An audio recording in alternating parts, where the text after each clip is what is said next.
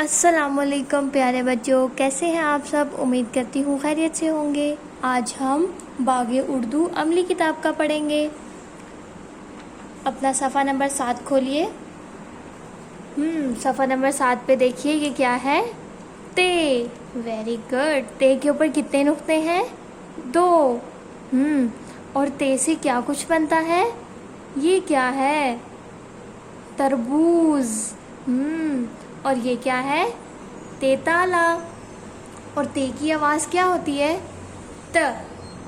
क्या आवाज़ होती है ते की? त। चलिए अब मेरे साथ ते लिखिए। ये काला नुक्ता सबको नज़र आ रहा है ना?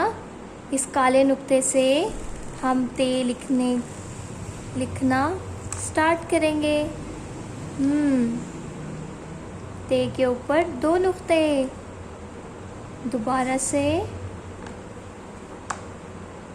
शाबाश। आप सबने भी ऐसे ही काम करना है और मुझे चेक भी करवाना है। आप मुझे काम चेक ही नहीं करवाते हो, फिर मैं आपको कैसे बताऊंगी कि आपने अच्छा काम किया है कि नहीं किया।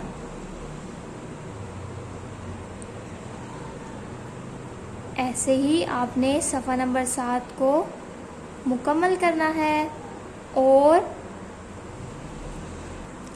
अब आपने इसी तरह सफ़ा नंबर 7 को मुकम्मल करना है ते लिख के।